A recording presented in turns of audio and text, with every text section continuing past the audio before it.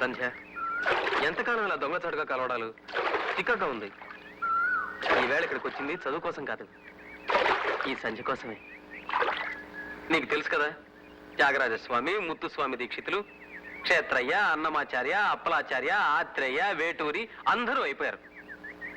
మన పెళ్లి మాత్రం కాలేదు.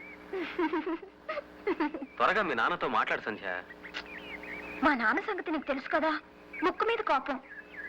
సమయం చూసి చెప్తానులే. వాళ్ళ కోసం పడుచు వాళ్ళం మనం ఊరుకుంటామా? ఓ పని చేద్దాం, అప్పుడు చచ్చినట్టు ఒప్పుకుంటారు. తప్పు చేసేద్దాం.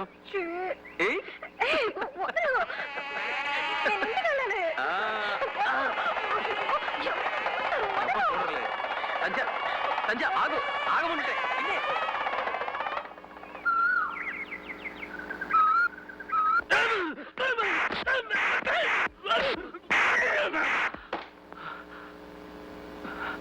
అప్రాచ్యుడా, నువ్వు బ్రాహ్మణుడివా? నీకా నేను బ్రహ్మోపదేశం చేశాను? గురువు దైవమని మాయ మాటలు చెప్పి నా వెనుక నాకే కోతలు తీస్తావా? ఎంతకు తెగించావురా ద్రోహి, ద్రోహి!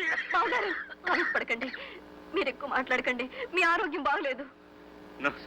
నా సంగీతానికి వారసుడు కావాలని చెప్పి చెరదీశానే గాని నా బిడ్డకు భర్తవు కావాలని కాదురా, కాదు. గణపతి శాస్త్రి కూతురు పెళ్లి చేయాలంటే నీలాంటి అనాథతో ఏం కర్మరా? ఎన్ని లక్షలైనా వరకట్నంగా ఇచ్చి మంచి అల్లుండి కొనుక్కోగలను. చూడరా, తలెత్తి నన్ను చూడరా. ఎవరిని నేను? గణపతి శాస్త్రిని, వ్యవహారి గణపతి శాస్త్రిని. నా ఎదురుగా నిలబడే అర్హత నీకుందిరా? నీ చూడా, చూడు వాడి చూడు. ఇంత చేసి ఇంకా నాకు విసురుతూ నిలబడ్డాడు, నక్కలాగా.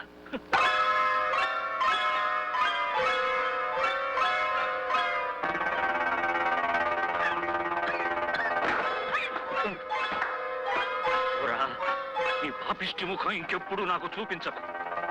ఈ నీడ కూడా బిలహరి గణపతి శాస్త్రి ఇంట్లో మరెప్పుడు పడకూడదు. పోరా,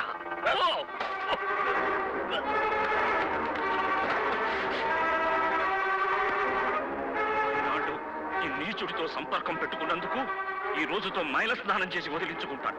గాయత్రి, స్నానానికి సిద్ధం చేయి.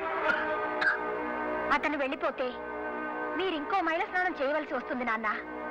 అది నా కోసం.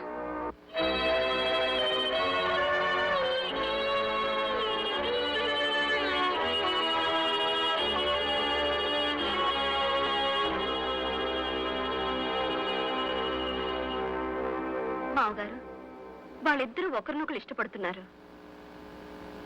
రోజులు మారుతున్నాయి, మనం కూడా మారడం అవసరం అనిపిస్తోంది. అబ్బాయి మన కులమే కదా. ఇంత జరిగాక వాళ్ళిద్దరిని మీరు ఆశీర్వదించడమే మంచిదనిపిస్తుంది.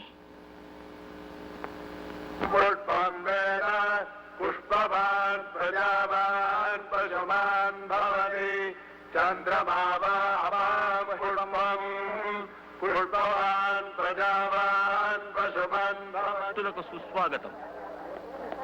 మా అమ్మాయిని అల్లుణ్ణి ఆశీర్వదించడానికి వచ్చిన మీకందరికీ నా ధన్యవాదాలు. ఇతనే నా అల్లుడు అని చెప్పుకోవడానికే నాకెంతో గర్వంగా ఉంది. నా పిల్ల పెళ్లికిస్తున్న రిసెప్షన్ లో నేనే కచేరీ చేయాలని పట్టుబట్టాడు మా అల్లుడు. అల్లుణ్ణి అల్లుడుగానే కాకుండా నా ప్రియ శిష్యుడిగా, నా సంగీతానికి నేను ఎన్నుకున్న వారసుడిగా తృప్తిపరచడం నాకు కూడా తృప్తిగా ఉంటుంది. పరిగమ పదలే సంపదలుగా గలవాడిని. ఇతనికి వరకట్నంగా నేను ఏమీ ఇచ్చింది లేదు, తను నోరు తెరిచి అడిగి కూడా లేదు. ఇప్పుడు అడగదలుచుకుంటే ఇవ్వడానికి నేను సిద్ధంగా ఉన్నాను. బిడ్డ తండ్రిగా నువ్వు అడిగిన వరకట్నం ఇస్తాను, అడుగు బాబు. ఇప్పుడేం కావాలని అడుగుతున్నారు మామగారు? ఏం కావాలి అని అడిగితే నేనేం చెప్పను? నాకన్నీ ఇచ్చారు.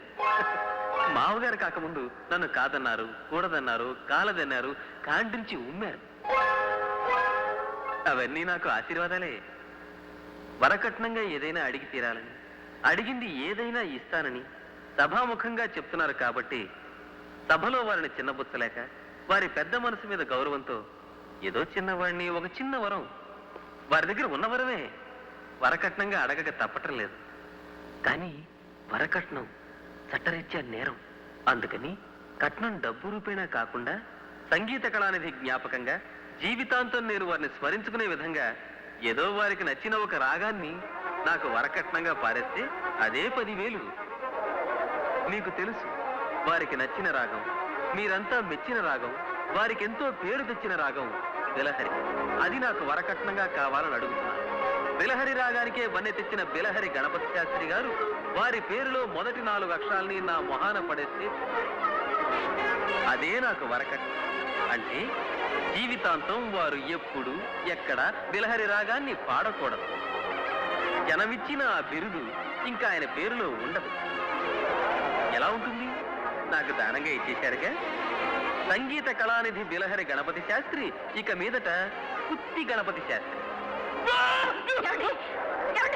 కొంచెం ఆగండి, మీరు తొందరపడకండి. చారుకేశ, మొదటిసారి నువ్వు నన్ను కలిసినప్పుడు నేను మీ ఏకలవ్య శిష్యుణ్ణే కానీ బొటన వేలు కోసి గురుదక్షిణగా ఇవ్వలేనన్నావు. ఇప్పుడు నా గొంతు కోసి గురుదక్షిణగా ఇవ్వమంటున్నావా? అలాగే ఇస్తాను. కన్న కూతుర్ని కన్యాదానం చేసేటప్పుడు కూడా కన్నీళ్లు పెట్టుకోను నేను.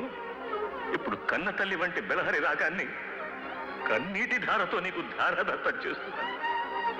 తీసుకో, తీసుకో.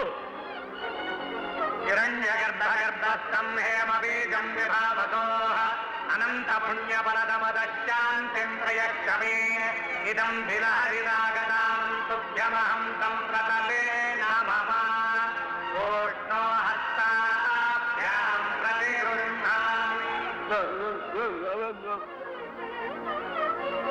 ఇప్పుడు నేను ఎలా కచేరీ చేయగలను? నన్ను చేసిన బిలహరి రాగం లేని కచేరీ నేను చేస్తే అది ఘృతం లేని యజ్ఞం అవుతుంది, వ్రతం లేని తీర్థం అవుతుంది. కాబట్టి ఇంకెప్పుడు నేను కచేరీ చేయలేదు, చేయను. అతిథులు నన్ను క్షమించు.